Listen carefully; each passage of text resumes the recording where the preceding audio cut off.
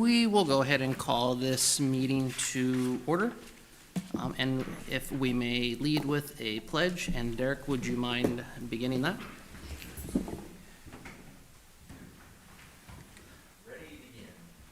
I pledge allegiance to the flag of the United States of America and to the republic for which it stands, one nation, under God, indivisible, with liberty and justice for all.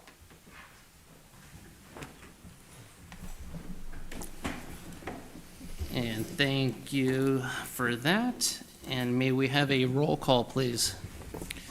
Chair Aaron Todd, Present. Vice Chair Ashley Connolly, Present. Commissioner Cameron Carrizales, Commissioner Derek Farage, Here. Commissioner Alex Flores. All right, thank you. Next item, number 4, is the consent calendar, the minutes of the March 18th, 2026 regular meeting minutes. Is there a motion to approve? I'll motion to approve. We have a motion. Is there a second? I'll second. We have a second and a third. All right. All in favor? Aye. Aye. Any opposed? Nope. Perfect. And just to clarify real quick, who was the second on that? I'll be the second. Okay, Derek. thank you. Good catch, Michael. Thank you. No opposed, and we're good. We'll move on to number 5, the oral communications, the opportunity for citizen presentations or comments not related to agenda items. And I do see nobody, so perfect. We will move right along to number 6, staff presentation for planning permit process summary. And we will turn it over to staff here momentarily. Or we can go ahead, I can do it now if you would like. Well, the next two items are both Brian's, who's not, here we go. Brian, we're in the staff presentation of planning permit process. Item 6. You guys move quick.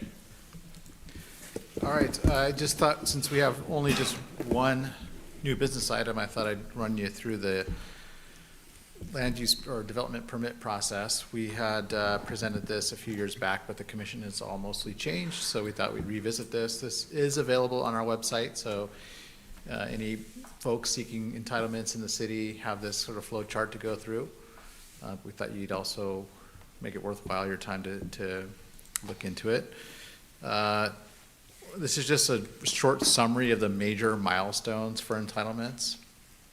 And I use the word entitlement because that denotes that there's some discretion in how it gets reviewed. It's not necessarily a property right yet. Once you obtain the entitlement, then you move into what's called a ministerial phase, which means it's a by right type of use that can occur on the property. And in that case, you're simply seeking what we call administrative clearances or zoning clearances, and then building permits and that kind of stuff. But those come after you go through entitlement. So entitlement is usually kind of the more creative time in the permit process, where you're testing policies and you're testing codes, and you're trying to follow guidelines that are adopted by the city. These are the major milestones. You make a permit application. There are a lot of different permit applications, but the main one that we use for entitlements is about 40 pages. So it catches most every type of discretionary entitlement, from simple parcel maps and lot line adjustments to general plan amendments and tract maps. So the questionnaire is all inside of here, and we provide handy dandy checklists so that an applicant can have their architect or engineer quickly run through our checklists, which will literally give them everything we expect to see on the plans. So it makes it nice and clean and easy, and we go through this exact same permit when we review it for completeness. So we're all using the same information.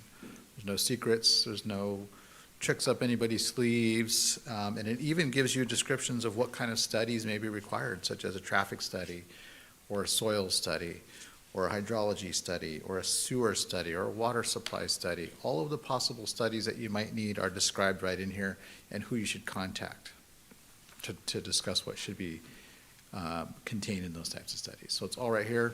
That's the permit application. Once we get it in, we do what's called a completeness review. And there's something called the Streamlining Act, which we follow, which requires you have 30 days to review for completeness. So you're not necessarily getting into too much design or discretion. You're just saying, is the application complete enough to proceed through processing? And then you determine whether there's an environmental significance of the project, and that's handled under what's called CEQA, the California Environmental Quality Act. So under state law, we must assess whether a project would trip some thresholds to require CEQA review. And there's different levels of environmental review under CEQA.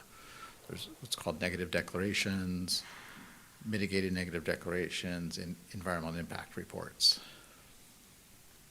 And then we have something called design review, and that's where we look at a lot of the design features and continue to shape the project as more information comes to light through all of the agency reviews and the environmental review. That can dictate design also, because through environmental review you can reduce impacts to the environment, and that sometimes affects the design. And the design review is a very collaborative process.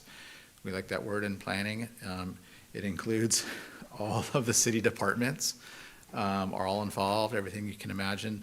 Who would look at it? It might be fire department, police department, public works, engineering, city manager's office, city attorney's office, and then any outside agencies that might have some stake in it.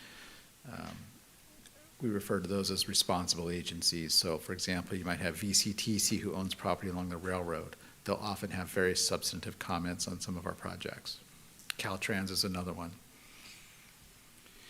And then once we get through all of that, we develop what's called the conditions of approval. So those are all the things that are going to be required of the project. It can move forward, but you must do this list of things as you go. And the conditions will typically, you want them to have certain milestones. Prior to building permit, you shall provide X, Y, Z. But typically you're just down to just checking things off that you'll be able to do as construction drawing come together or construction is actually taking place. You can do these various conditions and features as you go. So I mentioned conditions of approval could be things like providing signage. It could be installing fire hydrants, making sure you get your fire flow tests. It could be making sure your foundations meet what's in the soils report, that kind of stuff. And then those conditions get shared with the applicant, so they have a chance to review it, so there are no surprises. We try to get those to them as early as possible. They can review the conditions, tell us what doesn't work for them, and try to get the language so that it works for both parties, so that by the time we get to you, the conditions have been pretty well vetted, and they've agreed to them for the most part by the time we get here. And obviously, you guys have experienced making changes to conditions, and that's perfectly acceptable. It's an iterative process, but we get them as close as we can, and a thorough review.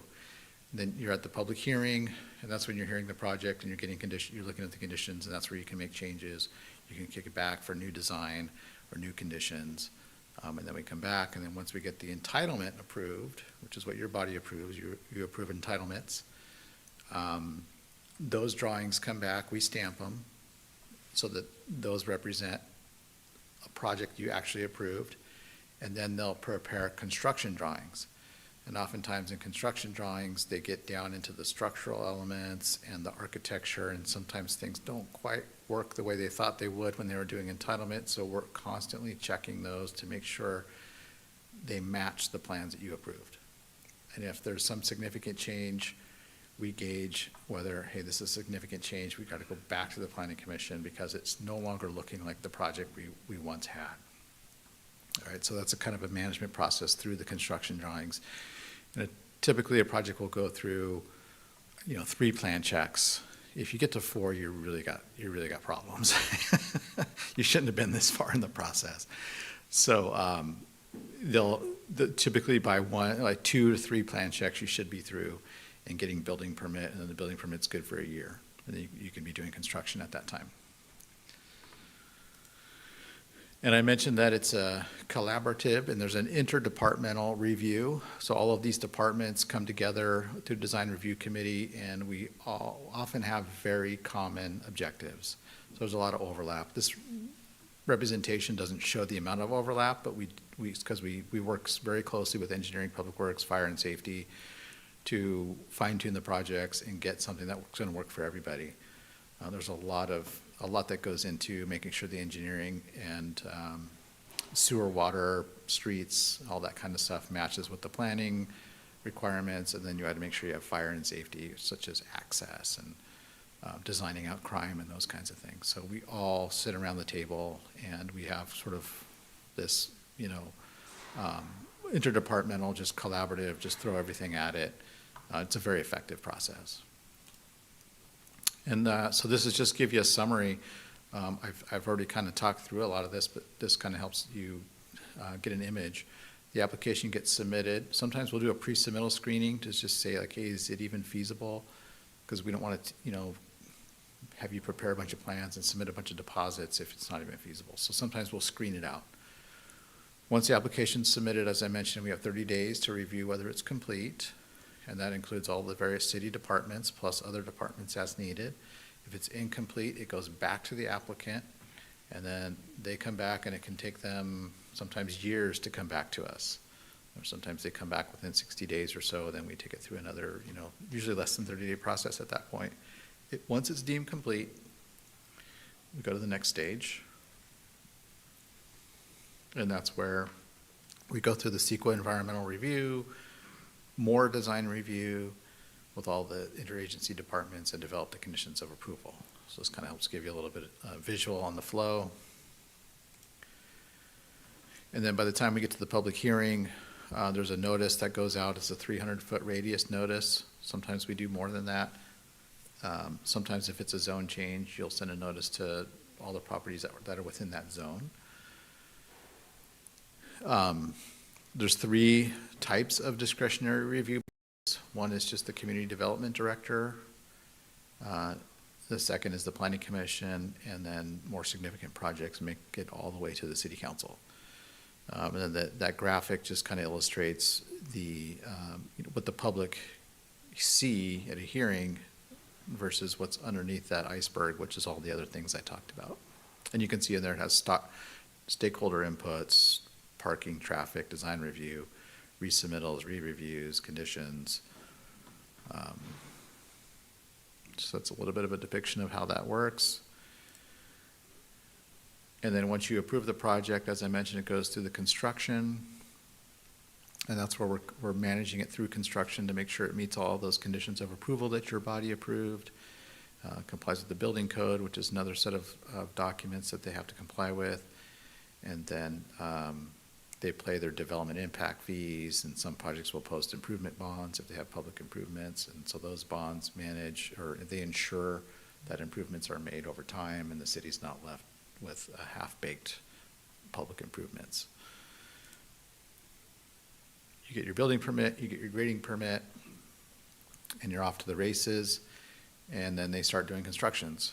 And a good construction project with a good contractor is usually calling for building inspections twice a week.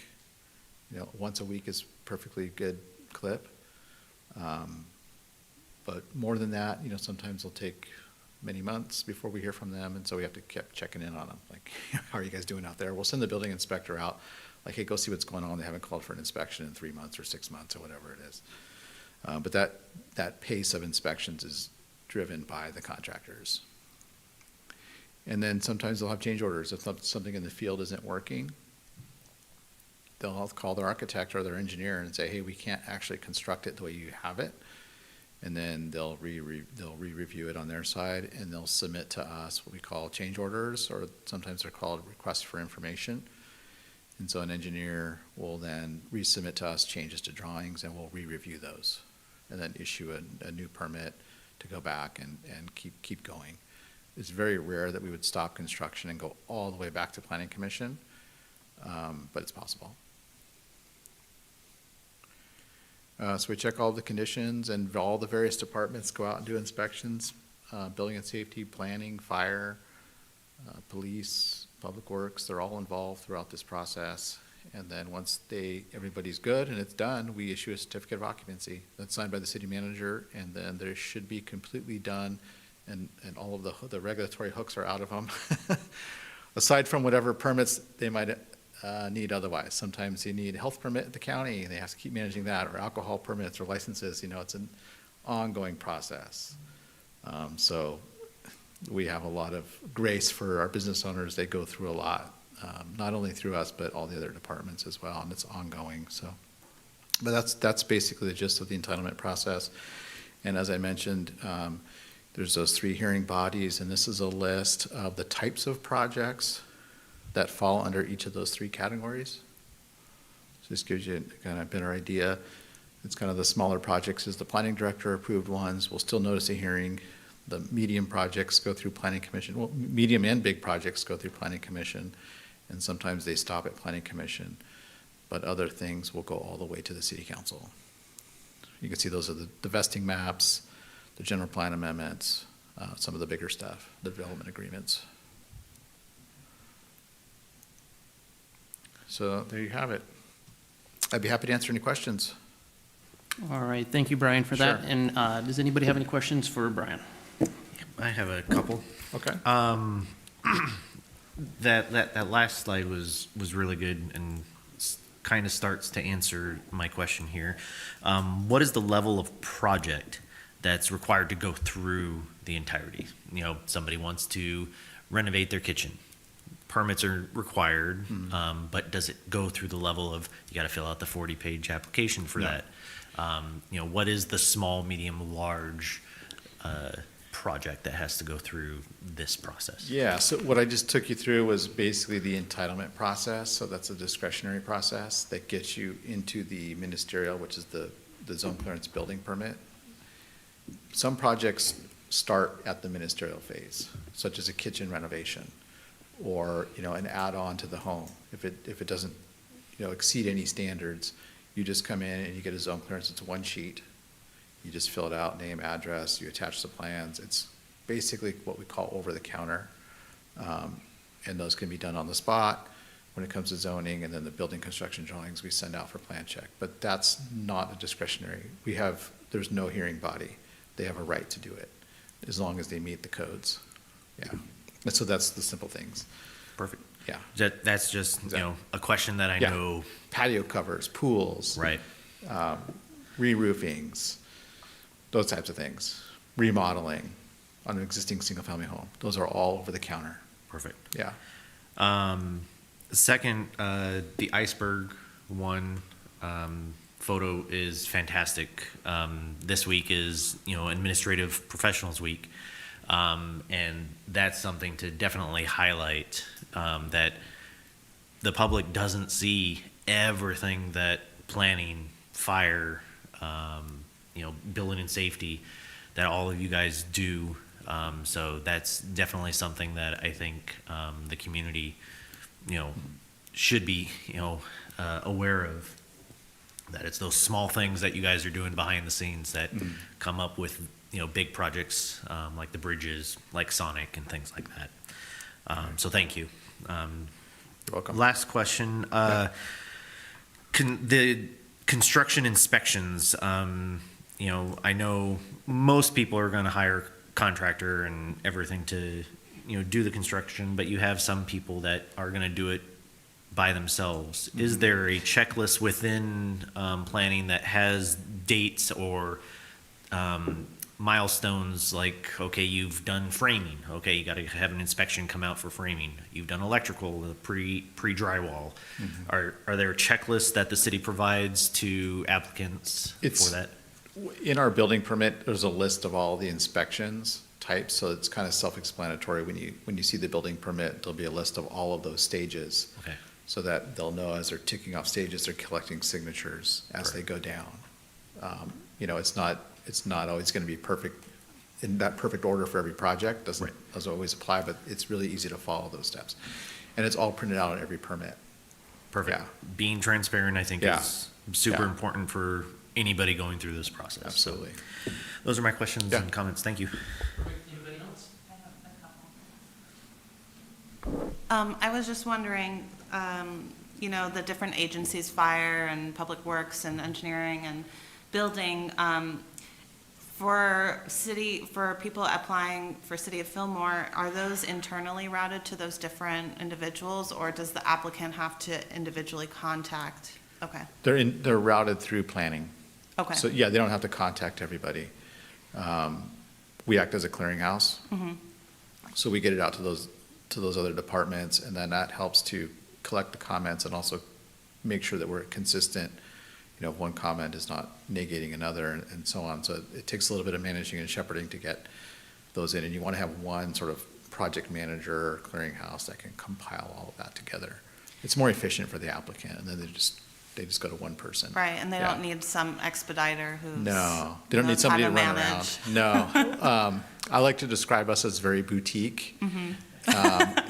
It's very boutique-y, it really is, and it's really personal. So like when a lot of applicants come in, we say, you're talking to the people who are looking at your stuff and reviewing it and deciding on it. Like, you don't have to guess who's who behind the scenes. If you were in Los Angeles or even Ventura or whomever, you don't even know who you're talking to. But here, it's like you walk in and you know exactly who we are. We're very boutique-y, we're very custom, you know, for every individual, you know, which works. It seems to work. And yeah, I guess on the same line, if an applicant came in, do they need to make an appointment before they meet with staff? Or can they come to the counter with their plans and, you know, if it's something that can be approved over the counter, they could get approved that Yeah. day? The counter's open all day from 8 to 4, and they can walk in at any time. People walk in with all types of questions all day long, and we're there to serve them. We cover lunches, so there's always somebody staffing the counter. We're very diligent about making sure someone's there to answer questions. We never have some backlog of people standing outside or take a number kind of thing. They're always getting service right away. If it's a very significant project, then, you know, it's always recommended you come in with your consultants, with your architects, and have a sit down. But we get a lot of questions over the counter on everyday things. Yeah, all day.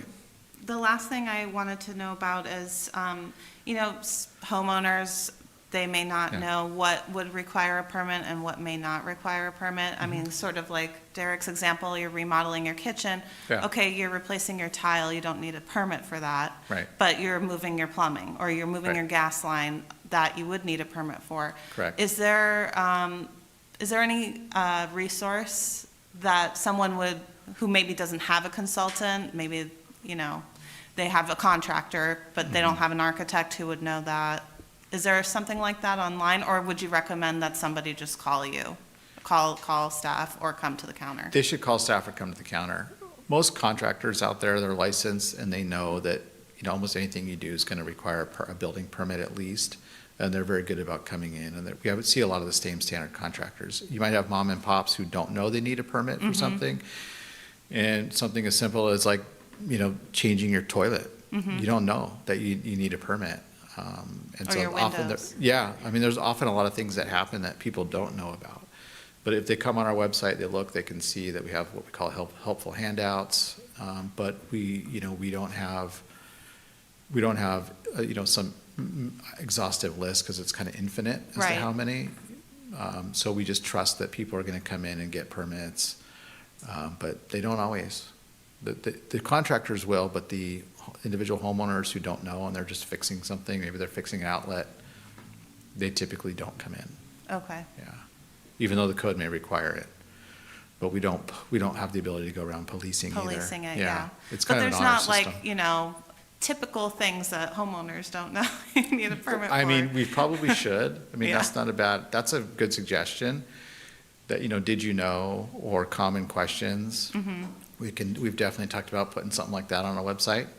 You know, check with us first before you start moving wires around or moving plumbing around.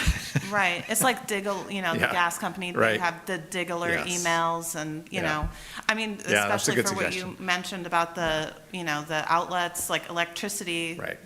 If that's done wrong, could catch your house on fire, so. Yeah. Yeah. Yeah, and also when you go to resell the house, you know, Mm-hmm. you're gonna have buyers that are sophisticated enough to ask, did you get permits for this stuff? Right. And so you want to stay on top of that as a property owner. But it's definitely, we take that question very seriously. That's a great question. We should probably have something like that, we can look at putting on our website about, check with us first if you plan to, touch any electrical or, Right. yeah, okay.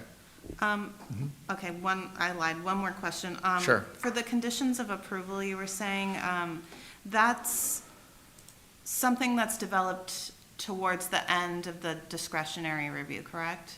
Yes, it's typically the last thing we do before we come to hearing. Okay.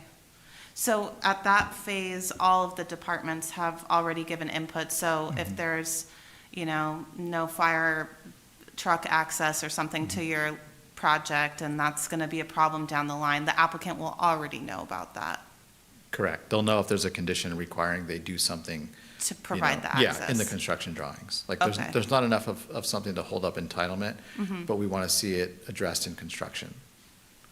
It'll be a Okay, condition. like you have to install X amount of trees or, Yeah, Something we'll say install landscaping per the plan, or, it'll specify the size boxes of trees. In the case of fire, it will say, make sure you do your fire flow test.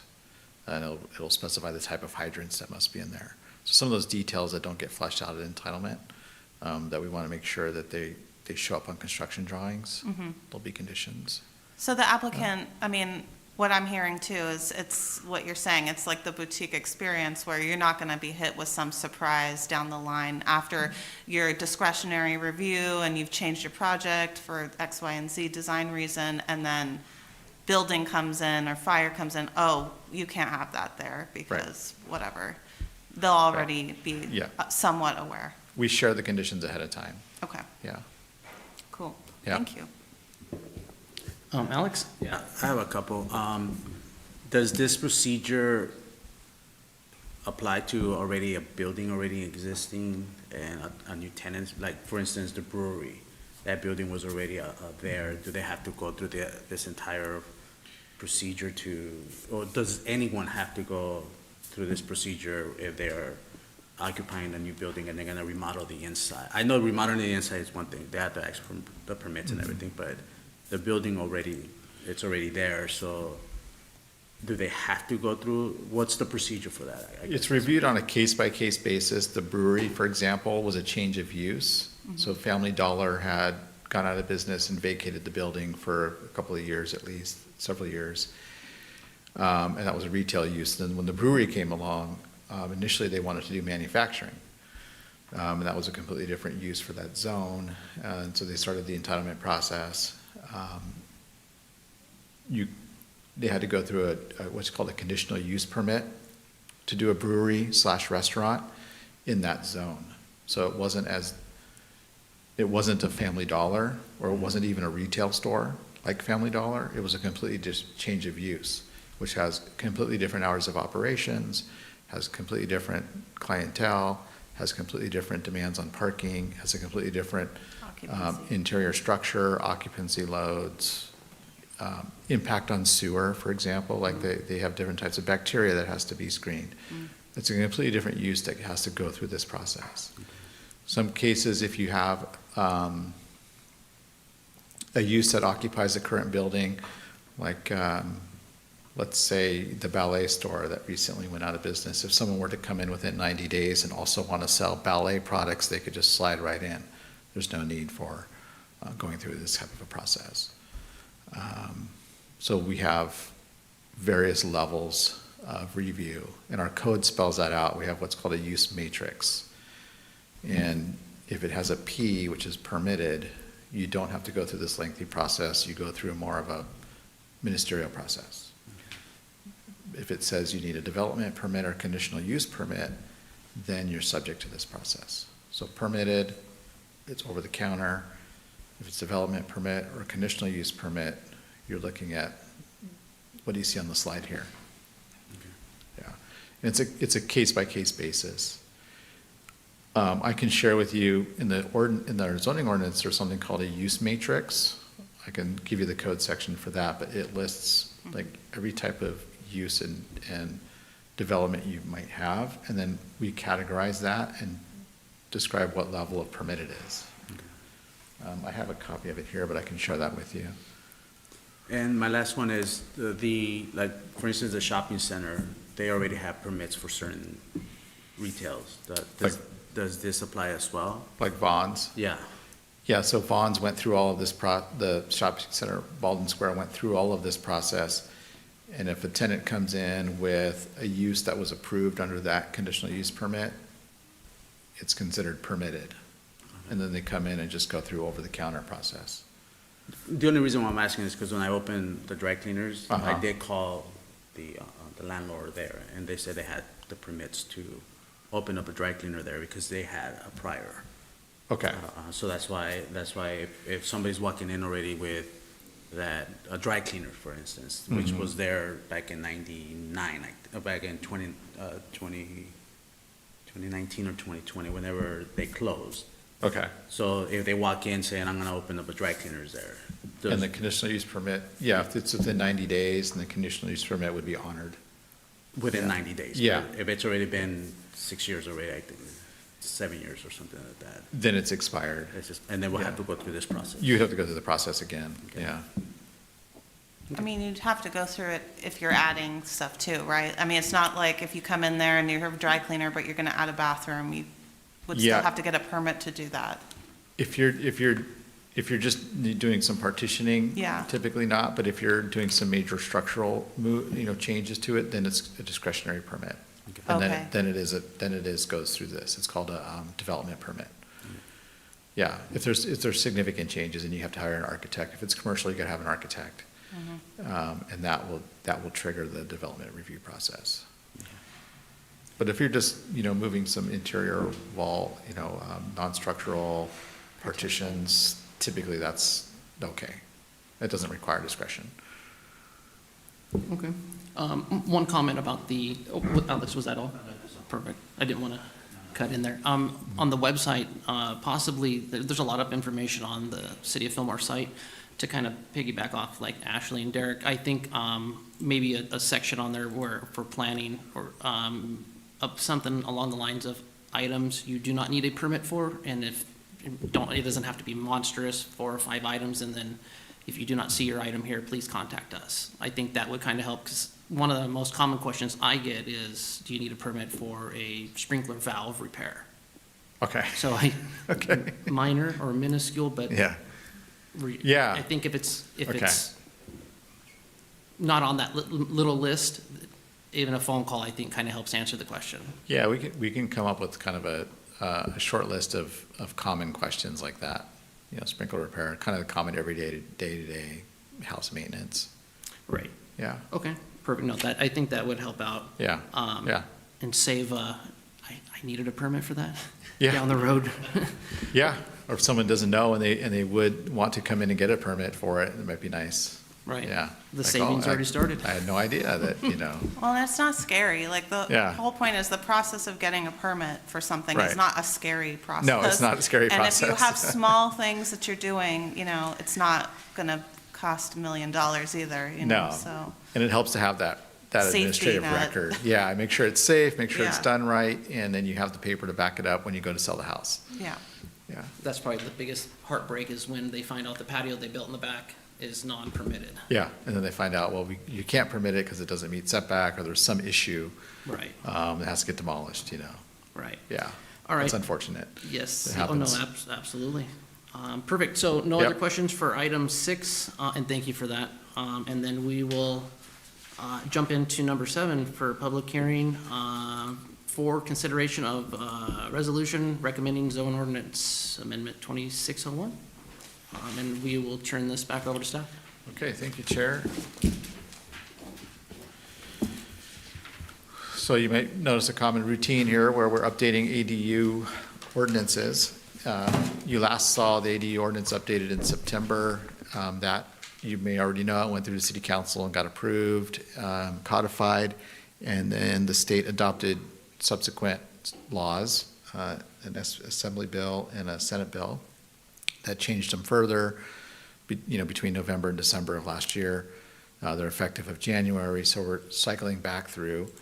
Let me go back. So it's zoning ordinance, we're doing another zoning ordinance text amendment, 2601 for the record, and it'll be ordinance 26995. So this is affecting section 6.04.0415, which is our ADU ordinance. So we keep our ordinance updated per the state code, and then we're required to send it up to HCD, which is the Housing and Community Development at the state level. They require that all jurisdictions send their ADU ordinances to them to review and comment on. We sent ours up there after the council approved it in October. We sent it in early November. We have not yet received HCD's comments. So, but we've been holding on to this, but we'll resubmit this back to HCD and hopefully try to get like one collective set of comments from them. And if it makes changes, we'll be back to you again. We don't know what those might be yet. I mentioned that it was a Senate bill and an Assembly bill, specifically 543 and Assembly Bill 1154. These were relatively minor compared to some of the ones we've seen in the past. And just to give you, you or the folks at home an idea of what this looks like when we're talking about attached and detached and junior ADUs. So the attached ADU is a full ADU with full kitchen facilities, bedroom, bathrooms, fully functioning, and that can be attached to the primary house or it can be detached. And then you would have what's called a junior ADU, which is more integrated into the primary house, which can have interior access between the junior ADU and the primary house, and they can share a restroom. And the max size of the JADU is 500 square feet. All right, so this ordinance 26995 makes, this is a summary list of the bullet changes. It provides that lots with a multifamily dwelling can combine a converted ADU and a detached ADU. So you have your multifamily structure, and you can convert some other component of it to an ADU, plus build a detached ADU if you have the room on that land. It allows for lots with a single-family dwelling to have a converted ADU and a JADU with a detached ADU. So you can convert a garage to an ADU, you can have a junior ADU, which is built-in component, and you can have your primary house, so that's a total of 3. It specifies, even though we were already practicing this, that you don't pay fees, you don't pay development impact fees for JADUs. And also, by the way, you don't pay impact fees for ADUs if they're less than 750 square feet. Sometimes magically our ADUs are 749 square feet. It clarifies that the floor area, so when you're measuring, how do you measure the square feet? And wow, how could that be a question? But you have to specify what actually is contributed to the square footage. So what's called interior livable space, and that's defined in the ordinance. It provides that fire sprinklers are not required for junior ADUs if not already required for the primary residence. It specifies that there's an owner occupancy component for JADUs if there's a shared sanitation facility. Previously you had to have owner occupancy, but now it's only if you're sharing a restroom. JADUs cannot be used as short-term rentals, so it's a minimum of 30 days that you can rent it out. And it clarifies that accessory dwelling units include a combination of units, as I mentioned, subject to conditions that the floor area is measured under livable space. And also we noticed as we were coming to hearing, there was a couple of, when we were going through strikeout edit format, there's a couple of things that got missed. So this, we'll update this in the ordinance after this hearing. The part where it begins may be combined through met just needed to be stricken. It's replaced with that language that's in bold and underlined. That's under section 5A2. And then under 5C, there was just a typo there where it should have said and a detached accessory dwelling. So just minor fixes on the technical fixes, nothing substantive. And this is deemed exempt under the California Environmental Quality Act. These are not subject to environmental review. It's allows for construction of accessory dwelling units in already residentially zoned areas. Staff's recommendation is that the planning commission open and conduct a public hearing, adopt resolution 261067, recommending to the city council the approval of ordinance amendment 2601 to update the zoning ordinance to comply with state laws regarding accessory dwelling units and a finding of exemption from CEQA. I'd be happy to answer any questions. Okay. Do we have questions for Brian? I have some very quick questions. Okay. So under, let's see, 3D2, where it's just talking about the interior livable space, and we were just talking about that it's defined now in the ordinance. Where is it defined?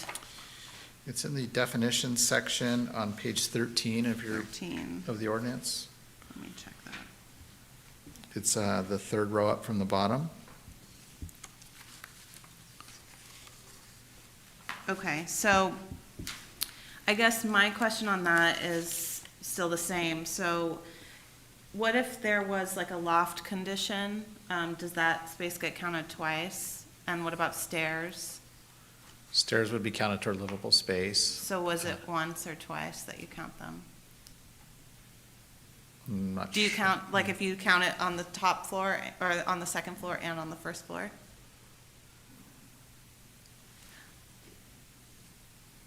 Let's see, if the stairs are pre-existing, No, they're added. you're adding new stairs to get to a loft, and the loft is the ADU?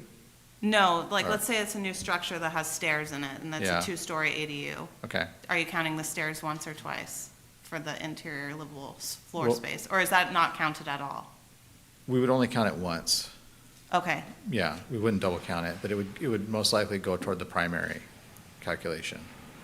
so it is part of livable, even though you're Livable. not sleeping or cooking or whatever there? Yes, it's considered livable, Okay. yes. And then, what about, I mean, and I guess like MEP equipment areas, like if there's, you know, a washer dryer or a water heater or something like that, are you counting the floor space where that thing occupies? That's not livable. So basically, if you have like a kitchen, are you only counting the floor space beyond the appliances? Or are you counting the floor space from inside of the inside face of interior walls? It'd be inside of interior walls. Okay, so you would It'd be the count, whole kitchen. but you would eliminate those equipment areas? If it was like a closet with an equipment area, we wouldn't count that. Okay, so it's like a mechanical closet, Right. that's not part of the calculation? Correct. But if you had like a heater hanging on a wall in the livable space, well Mhm. then, you know, that's just taking up one little component, so we would still go wall to wall. Okay. Okay, and then there was another area, I think the wording was a little odd. I Okay. think it's directly from the SB language, but where was it?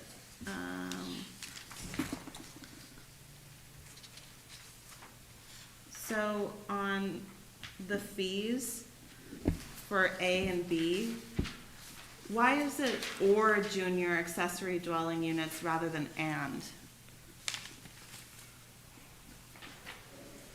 On page 12. An accessory dwelling unit or junior accessory dwelling unit will not be considered to be new residential use.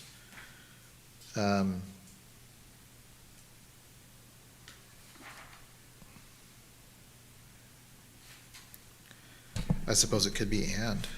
I mean, I'm just wondering if it's more clear, but I do realize that that's how they phrased it. They said or in the SB language, and I'm assuming it's just kind of Fees maybe? copy paste. That is probably the case. I'm not seeing where that is in the state law, but to the extent possible, we tried to just Match it take exactly. what was there. I think it's meaning like if the application is for one or the other. Like fees may be charged for construction of accessory dwelling units and junior accessory dwelling units in accordance with state law. Because the way it's written as or, it sounds like if you have both of those, it's either one or the other gets the fees. Okay. Same thing with the one after that. It's kind of like one or the other may, you know, have to do the calculating of the sewer connection or whatever, you know? It just seems like it's a choice rather than, Yeah, I guess we have to evaluate And. whether that changes the intent if we change it to and. I don't think that it would. I mean, maybe, Like- I don't know if you guys see the same issue where it seems like it's a choice where, like, fees may be charged for construction of accessory dwelling units or junior accessory dwelling units in accordance with state law, including government code, whatever. The verbiage wouldn't be a problem. With me, it sounds like it's addressed in either issue, or either ADU or JADU. That's just my opinion. What if you're doing both? I mean, if you Yeah. have, because you can have an Both. ADU, a JADU. Right. And so if you have both, the or could be read as, okay, you're charged fees for the ADU, but not for the JADU, or vice Or versa. the JADU. Right. Instead of and, you're gonna be charged.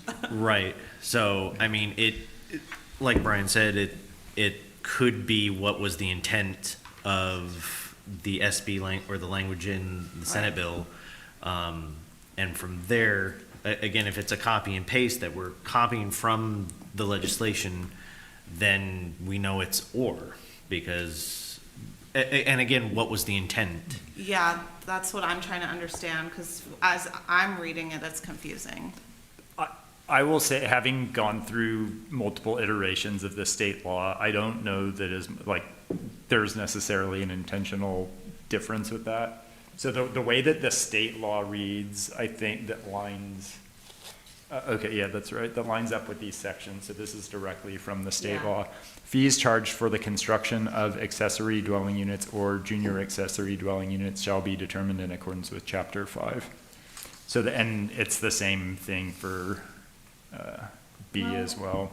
Oh, But So the it way was from it's the state. written, it sounds different. Like, to me, the way what you just read is different than this. It says fees may be charged for construction of accessory dwelling units or junior accessory dwelling units. And the way you read it, can That you is say it tr- again? Yeah, this says fees charged for the construction.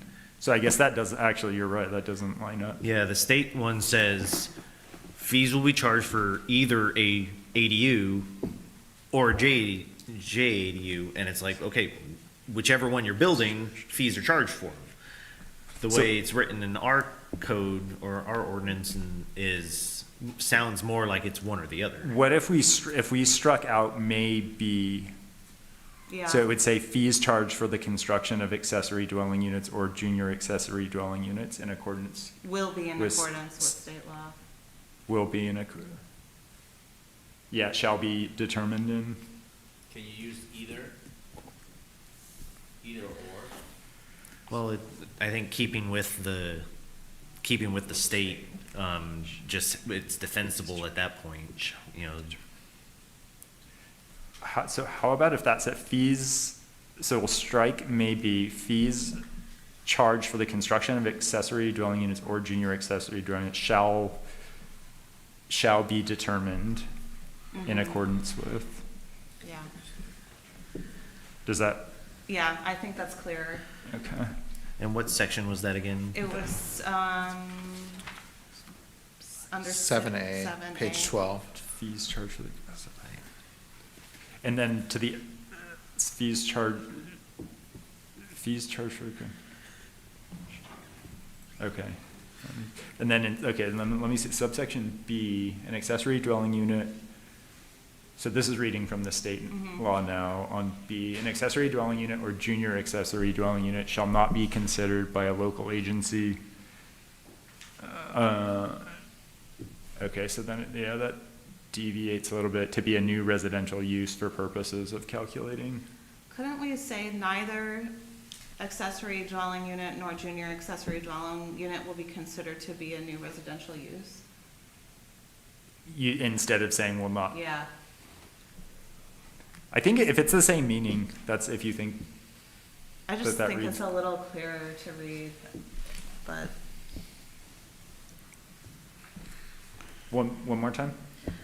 Neither, accessory dwelling unit nor junior accessory dwelling unit will be considered to be a new residential use for purposes of calculating connection. will But then be you're gonna in- say or, yeah, that's still fine, or capacity charges for utilities, or nor. Yeah. You would say nor capacity charges, I don't know, maybe that's too much. Yeah. Okay, an accessory dwelling unit.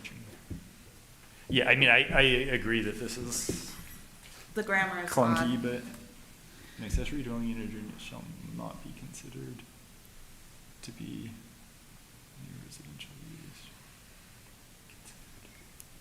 by the city. And so the way, if we were gonna mirror the state law even more closely on this state law section refers to considered by a local agency, special district, or water corporation. And so that was taken out because obviously it's the city.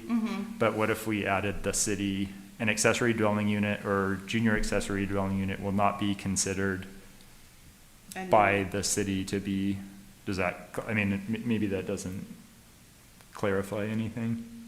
An accessory dwelling unit or, yeah, the or is weird. An accessory dwelling unit and junior accessory dwelling unit will not be considered a new residential use. It just seems like it's backwards the way it's said, but, I mean, if you guys think it's clear, then, you know, maybe I'm just, Can we say Can't read. accessory dwelling units and accessory dwelling units and junior accessory dwelling units are not considered, and take out the will be and just say are not?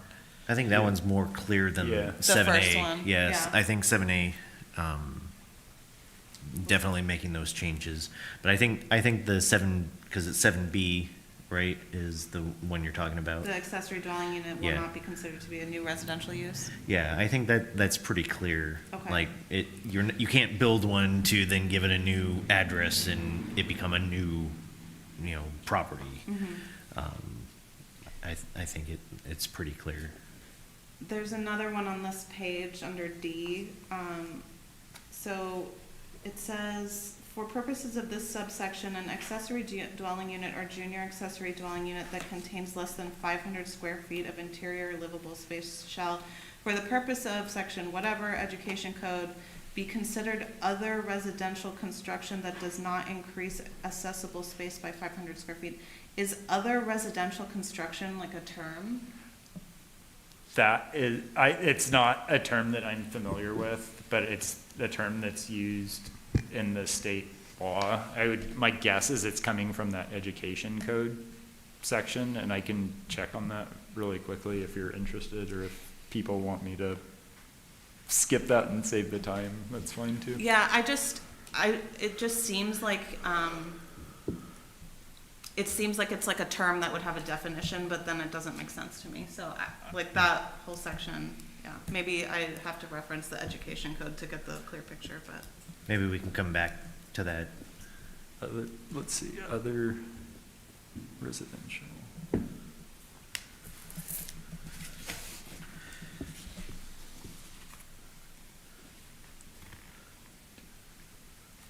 While he looks that up, would you mind a couple questions? Sure. I take it.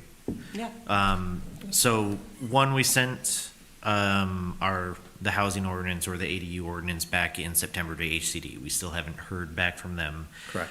The one we're going to be sending here, just to confirm that incorporated the changes we made in September, and now we're just adding the new Correct. state laws that started on January Yes. 26. Okay. Yep. Don't have to get that one approved and then go No. back and get it approved. So when we send this back up, is that going to take the place of that one? Basically saying, hey, don't review this anymore, now review this one. How does that work? Well, we're gonna send this up and say, what I could do is I'll probably note the previous changes that are in the that are in the ordinance we sent in October. I'll combine them into one, so that this submittal will reflect all of the changes. They're already baked into the background on this one, but what I'll do is I'll be highlighting or underlining or bolding out all of those changes as well. So it'll be one comprehensive version of it. Okay. I would just hate for them to review that one, make Yeah, changes. we don't want to have a situation where we're working in different versions. Right. I like to keep one current version, Okay. so it would supersede that one, but we would still reference that as, hey, it was submitted on this day, here's those changes, here's the new one on top, which is all inclusive. So continue, keep us in line, basically, and review it as one comprehensive review. We don't want two sets of comments coming back. Right. Yeah. And then just my last question, just to clarify for everybody watching, the ADU requirement is less than 750 square feet. The JADU is anything less than 500 square feet of livable space. For no- A JDU is no less than fees. 500, is 500, yeah, for fees, fees Right. only. Right, so if it's less Yes. than 750 for regular ADUs, no fees. Less than Correct. 500 for a JADU, no fees. A JDU, yeah, at 500 doesn't get fees. Right, Yeah, perfect. Mhm. Just wanted that clarified for people watching. yes. Those are all my comments. Thank you. I just have one. Does this new ordinance apply to any ADUs that were approved prior to? They're non-conforming. No, I think in practice, we were already complying with this. Okay. You know, there's nothing in here that changes how we've been treating them. We haven't been charging fees for JADUs in the past. And I think we've been measuring it accurate with this anyway. Yeah. I have a question, and you may not have an answer because you're not the state and you're not making the laws, but, you know, the junior accessory dwelling unit thing, sharing the sanitation, that it doesn't require the owner occupancy, why? I mean, is there a reason, or that you know of, that it would need to be changed? Like, There- what's the it- benefit? It must have been tested, you know, throughout the state. Something was coming up, you know, where people were having an issue with it and they changed the law. But, I mean, I don't know, I can only imagine that, people advocating for ADUs wanted to eliminate the requirement for owner occupancy. And the state, you know, decided we didn't want to let that go, because what if, you know, what if you're sharing sanitation facilities and you have, you know, two renters who don't know each other, or Right. no ability to decide who's going to live there, sharing a bathroom, I see, right? So you want to have an owner who at least is the one signing a lease with this, you know, JADU occupier, right, and they've theoretically vetted them, and they're comfortable sharing a restroom. right, okay. And then there was another question I had. So, the 30 days, that it can't be rented for less than 30 days, how's that regulated? I mean, is that something that people check up online, like if this place is now on Airbnb, or? It would be known only if somebody complained. So if a neighbor was noticing a lot of coming and going and changing, they would notify us, and then we would enforce it. But, you know, we don't go out and do drive-bys of every ADU that we permitted and check to see who's been there. There's just no ability to do that unless we get complaints. And then we can start to monitor it and then start to document it and then find that they're inconsistent with the code and get a violation letter. So we have to have evidence. Okay, Yeah. so it would be complaint basis? Be complaint not- basis, and then we would have to build evidence. Okay. I think I had one more question. Yep. I mean, and I don't know if this is something that, is this entire, is all the code language regarding ADUs up for us to make comment on right now? Or only be. these changes? I think you can recommend changes. You know, so when you're doing a text amendment, I mean, it kind of opens it up. Yeah. I have one suggestion, and I don't know if you guys like this or agree with me, but, you know, the first time we reviewed the ADU language, there was this one part that really confused me, where you can build an ADU with no setback if there was previously a building in that location, but no longer is a building in that location.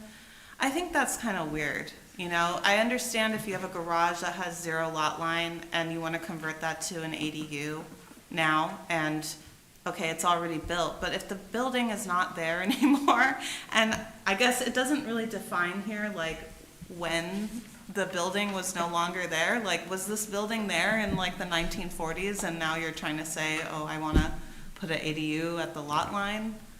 I just don't think that we should have that. I think that's a new building and it should have at least the 4-foot setback. Unless there's like a foundation or something, right? I mean, if there's say they just tore down the structure and there's a foundation still, I mean, is that still considered the structure? I mean, I don't think so. I don't think so. I mean, when was the foundation there from? And is it even structurally viable? I mean, I just think that, you know, this is very open, you know, that people can have, like Brian was saying, you can have a detached ADU, you can have an attached ADU, you can have a JADU, you can have a house. So now there's like 10, 15 people living at your house. Right. And they all have cars. And you can build a 2-story structure right at the lot line. I think that's a lot of leeway, and I don't think you should be able to build the ADU in a previous building location that's not there anymore. I think that's too much. I think you, at least 4 feet is not crazy. Right. I think the question is what determines the building being gone? Like the structure being gone, okay, it's not there anymore. Yeah.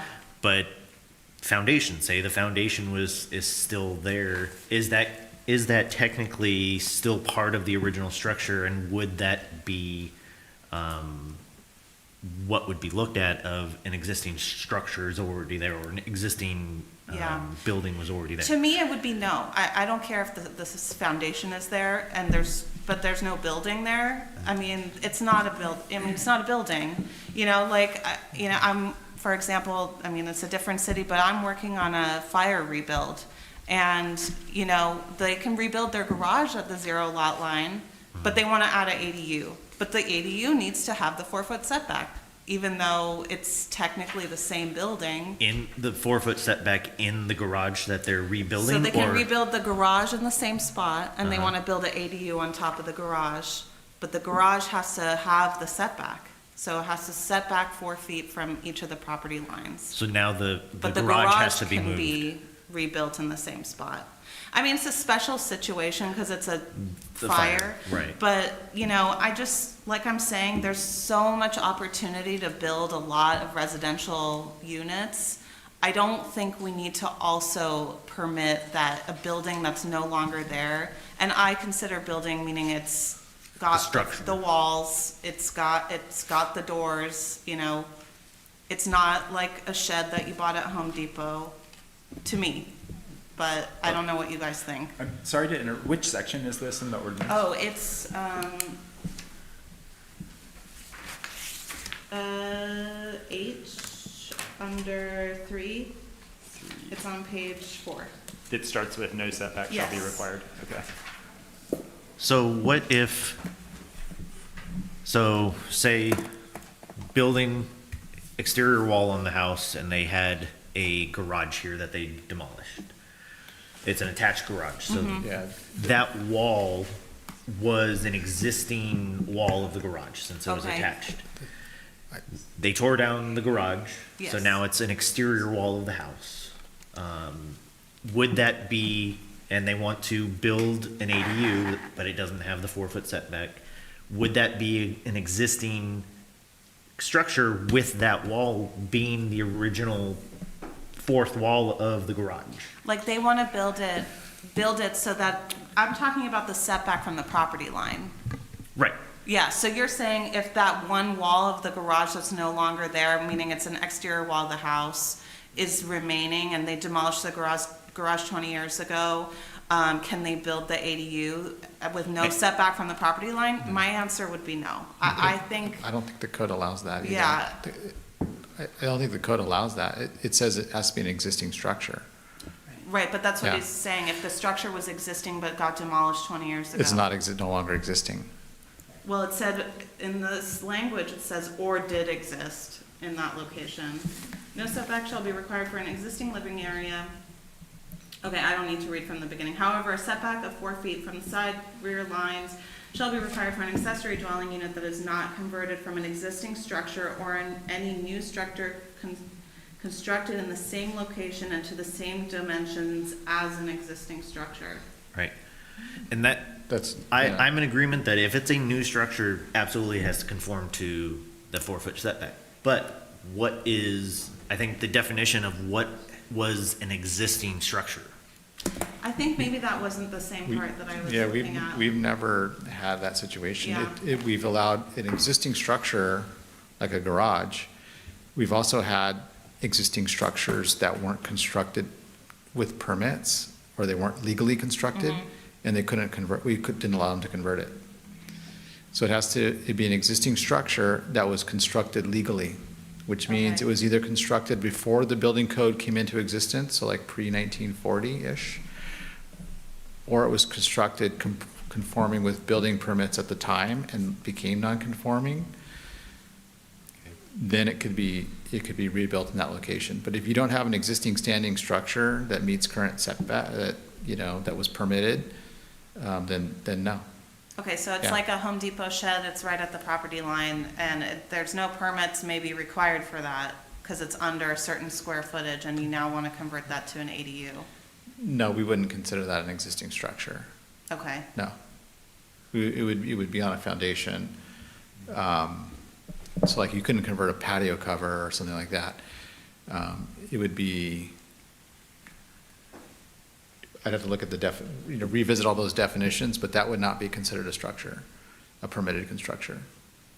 Those sheds from Home Depot typically aren't considered No, structures. and they they're don't require portable building and they're permits. under Yeah. 120 square feet. Right, so they don't require a They don't building need a permit to building begin permit. with, so they don't rise to the level of structure.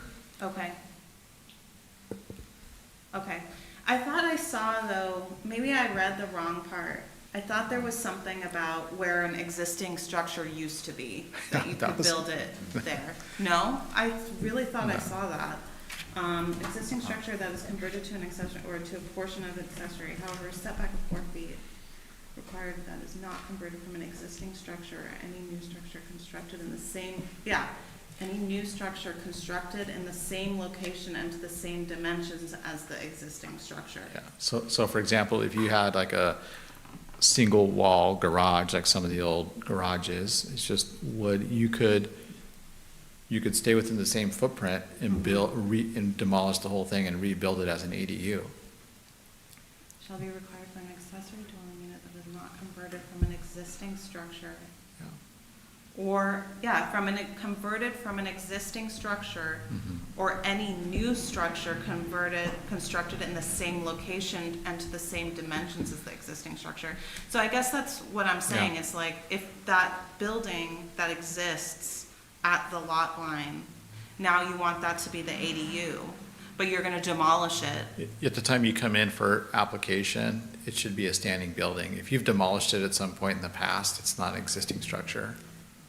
So even if you haven't demolished it when you come in, but you're planning to completely demolish that building to build the new ADU at the lot line, You can't I do guess that. that's what I'm saying is problematic for me. That you can do. So if you have an old garage, that was, the walls wouldn't qualify as a Yeah. residential type wall, you could build in the same footprint, but you completely demolish the garage, basically.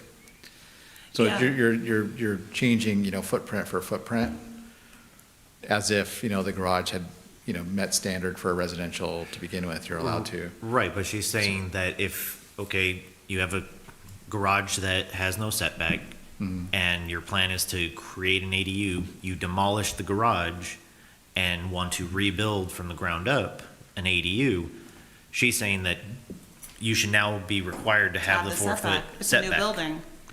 At that point, it becomes a new building, a new structure. Yeah, right, but that's not what the state law So it's the allows. state The state dictates law that. dictates that you can rebuild an ADU within the same footprint of an existing structure. But what we say is, so long as that existing structure was legal to begin with. Okay. But you're saying within the footprint of an existing structure, not demolish the existing structure to the ground and rebuild a new building in the same spot? That's like not got setbacks or anything like that? Like, I No, understand you could converting a replace it. detached garage. You could replace, so in other words, you could replace that structure in the same footprint, Okay, yeah. You could expand more inward where you're not violating setback, But as far as that setback goes, as long as it was legally constructed, you can replace that entire structure At the lot line. at that point, yeah. And that, If it was legal at the time. If it was legal to begin with. To begin with. So in some cases, we found that they've crossed property lines and that's not legal. right, So no, you can't do that. You have to pull it all the way back and comply with 4 feet. okay. But if it was on their property, but just so close to the property line, the state law dictates that you can basically replace within that same, Footprint. dimension, So- yeah. So the same 3D state is dimension. saying that you can demolish the structure entirely You and can build a replace it. brand-new building at the lot line, essentially? At that same spot, yeah. Okay, so it's not about conversion. I mean, I understand if it's like again, detached garage at the Mm-hmm. lot line, you're gonna put the ADU stuff inside the garage, it's already built, it's already Right. there.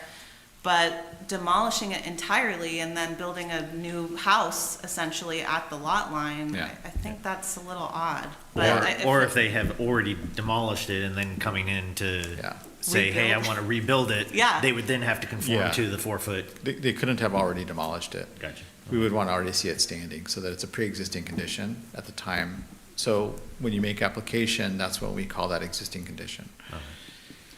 If it would be helpful, I can read the state law text that lines up with Sure. this. Yeah.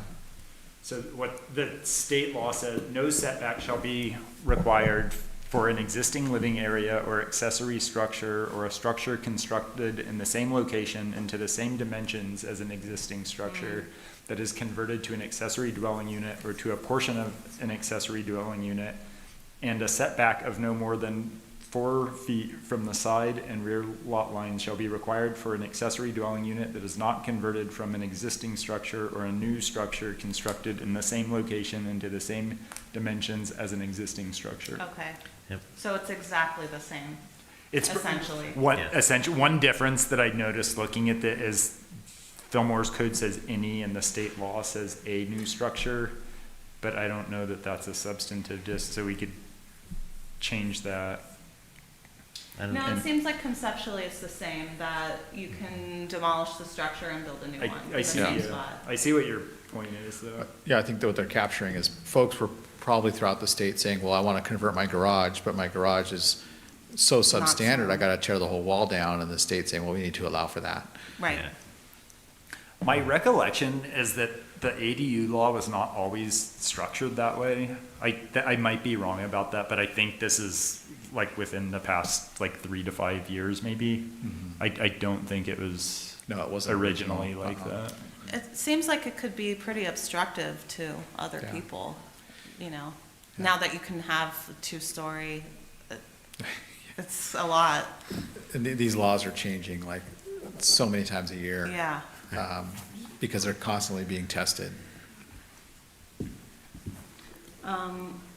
Okay, so we can't change it, is the answer to that question. Okay, I think that's all I got. All right, so, you sure? Yeah, I'm sure I'm done. Everybody else? All right. Thank you, Brian. Thank you. You knew that this was coming tonight. Oh, yeah, we appreciate it. Yeah, we definitely appreciate All it. right. So at this point, I guess we're gonna open the public hearing, and I do not see any, nothing, so we'll go ahead and close the public hearing. And discussion amongst us? Is there anything else that anybody would like to discuss or add, or?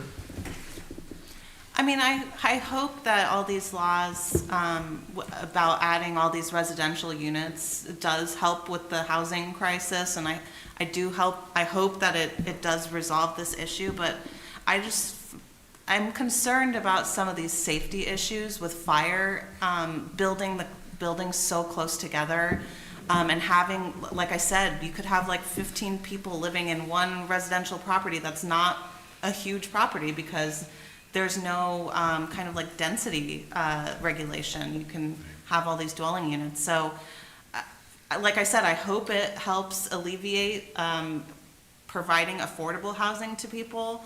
But I don't know if it is. I understand that we can't really change the language like we just said. It's the state law. We have to kind of go with it. Our hands are sort of tied, but like I said, I have concerns about access for firefighters and parking. Yeah. Yeah, I personally don't believe this is the way to solve the housing crisis. People are just going to charge market rent, market-based rent. So it's still not making it affordable. What it'll help is we have inventory, and supply and demand says when inventory is high, prices come down. Do we see that, going on right now? No. So I think there's other things the legislator probably should be doing and focusing on compared to, making these ADUs, straight, ministerial. But, I mean, that's their job, that's what they get elected for. The only thing we can do is, keep pushing them to think about other options. Yeah, and I mean, I think also it's like to your point about the ministerial, I mean, if there was some level of discretionary involved, I would think like, why do people even want to live in our community? It looks a certain way, it has a certain feeling, and I understand the need for some more density, but it can still look and feel like Fillmore. It doesn't have to just be anything goes type of attitude. Because I don't think that's going to produce the most beautiful, livable, walkable community. So. That was my 2 cents. This is more like a Band-Aid that's coming down from Sacramento. They feel like this will take care of some, but not all. And they're gonna continue adding more to this. And eventually, as a small city that we are, we're gonna have to comply with them. We lose a lot of discretion over it. We don't have a say in it. So, but, they rule, so, in simple terms, but yeah, it's a Band-Aid, and, we can't do anything about it. Yeah, I mean, I agree. It's a temporary fix to a long-term solution, or for a long-term problem. And the solution's not as easy as just let's allow ADUs and let's mass populate certain areas, and then it strains resources, because if you have an issue there and there and there, and you've got additional resources from there, then unfortunately someone else is gonna have to wait for a resource when it becomes available. And I would hope that when people make decisions about moving, especially into an ADU, I understand it's for a good cause that they're looking to move, but some of the ADUs are as pricey as an apartment. Yeah. So I would really hope that discretion is made. There's a lot of problems that I personally see with ADUs and JADUs, and hopefully we can continue to voice our concerns with it so we can get the ears open. Because the last thing I want to see is somebody get hurt, or worst case scenario, we lose a loved one, or somebody loses a family member, or family and pets, for that case, over mass populations in such small places. So that's just my thoughts on that. And so in nobody else has anything else, then I will entertain a motion. Well, I will make a motion to adopt ordinance 26-1067 with the changes to section 7A, if they can be read. And so it'd be the changes to section 7A that would say, fees charged for the construction of accessory dwelling units or junior accessory dwelling units shall be determined in accordance with state law. And then additionally, there would be the edits that Brian had to the prior pages. And then to 7B, there was also some discussion there about we could take out or you could say an accessory dwelling unit or junior accessory dwelling unit, take out dwelling units, make those consistent. Okay. So with the changes to 7A, 7B, and the wordings that Brian had mentioned. Okay, so we have a first with the modifications that Michael read. Is there a second? I'll second that. We have a second. Alex second that. All in favor? Aye. Any opposed? No? None? Perfect, 0. All right, thank you. Thank you, Brian. Thank you, Michael, for all of that. And then we'll move on to number 8, reports and communications. 8A, Planning Commissioner brief reports. Does anybody have anything they'd like to add or discuss? No?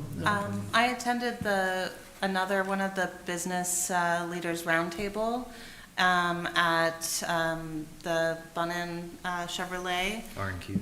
At R&Q, yeah, and it was really cool. They had representatives from the Ventura County College, talking about kind of what kind of workers are needed and what kind of businesses are, operating in Fillmore because they want to kind of tailor their programs. That was really interesting, and they talked about potentially developing a Chamber of Commerce. And they had a speaker from the Chamber of Commerce. I want to say it was Camarillo and Oxnard and Point Hueneme. They're combined. They had the CEO come and speak. And it was really cool just to kind of meet more of the business leaders in Fillmore and hear about kind of what they're looking to do and organize. It was interesting to be a part of. Sounds fun. Get breakfast too. Yeah. All right. Anybody else? Alex? Derek? On Saturday, I went to the movie theater for the first time. Never been in there. It was fun. They showed The Breakfast Club. Oh. But it needs a lot of promotion, a lot of more word of mouth, because there was hardly any. There were some people in there, but it's a 300-seat auditorium, so I feel like it was kind of a little depressing because here we have this. It's almost like a jewel because I've never been in there, and I was like, wow, this is pretty cool in here. And but no one really knows about it. And then the owner who was here last time, he's trying to sell it. He did send out signs, something on Facebook saying that if hardly anybody shows up, I'm gonna stop doing movies and just do special events. And yeah, it needs promotion. It needs more safe. But it was pretty. It was an interesting outing that I had with my wife. I've never been in there, and living here for 18 years, and first time in there, I was like, wow, this is pretty cool. Did they have movie theater popcorn? Yeah. All right. They sure I'm did. gonna go. And I think they got a new projector not that long ago too, so it's better projection in there. And then it was loud in there. Yeah. Especially The AV. the music part of that movie when Emilio Estevez is dancing. Yep. Yeah, it was really loud, but it was pretty cool. I would encourage people to at least go see a movie in there, because it's pretty cool. All right. Thank you for that. And Derek, anything? Nope, nothing for me. No? Okay. 8B, Planning and Community Development Director. We'll turn it over to Kevin. Thank you. I would like to report on 6 items. One is Sonic. No, I don't know when it's going to open. And it's not up to the city, it's up to the contractor and the property owner. But as you can see, it's moving forward. Number 2 is the RV Highway 126 project. That is under construction. It seems to be making some progress now. I don't know when that will be open, but it's an RV storage lot with a commercial component. It'll have enough storage space for about 300 RVs. Number 3, we're making progress on the Creekside development by Williams Homes. Issued building permits for the models, and that's under construction, and the grading's occurring there too. Number 4, the Bridges subdivision. Our expectation is that it'll be completed in December 2026. The levee bike path is not completed, but everybody's using it. They still need to put landscaping, irrigation, DG on each side, and benches and other furniture. There'll also be information kiosks along there to describe the plants and animals and wildlife in the river. That project will have a 2.5 acre entryway into the subdivision, but also into the city limits too. And we're in plan check number 5. And you heard Brian say, if you're in plan check number 5, you have a problem. So we've had problems with it. So, but that entryway, it includes the feature of the bridge. It will have a fake water tower, a dry pond made of boulders underneath, no water because it's too expensive. And it's going to look a little sparse at first, because there are a lot of trees in there. It's just that that space is very large. So it'll seem empty for a while. And then there is a 10-acre park that we're reviewing. We're in plan check number 2. I should get that on Friday, which will include soccer fields, volleyball courts, 2 sand volleyball courts, electric charging stations, 2 tot lots, and a basketball court. And then that project should be done. So they do plan to have everything I just described to be done by about December 2026. The 5th item I like to talk about is a building permit software program and a planning permit software program we just purchased. It will be installed and completed within 8 weeks. We're already deep in the throes of putting it together. Santa Paula has the same exact software, so does Carpinteria and the City of Paradise.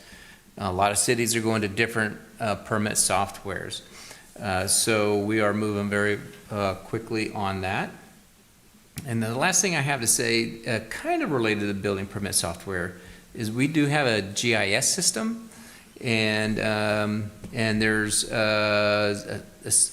some of it's for public viewing, and we're going to continue to improve on that. So if you're sitting at home and you're going through our city's website, you will see the GIS system and the multiple overlays, which is pretty nice information to have, and we'll continue to see if we can make more and more of those overlays available to the public. I'll take any questions you may have. Any questions? Was there, I don't remember if it was last time, but was there a charging station planned somewhere in one of the parking lots downtown? Well, it's already approved, not yet constructed. I doubt if it will get constructed. It's on Sespe. I can't remember the name of the bank right there. There are 2 spaces there. That's the only one that I know that we've approved. Not Union Bank, It's right across the street from the police station. That's Bank of the Sierra. Yeah. Because there's charging stations behind Bank, or US Bank. US Bank. Yeah, those are already there. Yeah. But new ones are going in. No, I'm not saying they're going in. We Well, approve a lot of things that don't potentially. actually happen. So I don't know. Okay, But I do know for the park, we'll have 2 charging stations. okay. And the city's putting those in. Yes. Yeah. But I thought the ones that were planned for downtown, they were like fast chargers and it was a bunch of them, but maybe No. I'm mistaken. Okay, No, we don't have anything like that. okay. There is a DC charger behind the US Bank. Okay. I mean, it would be cool if there was a parking lot full of them, it would bring people downtown. That's true. All right.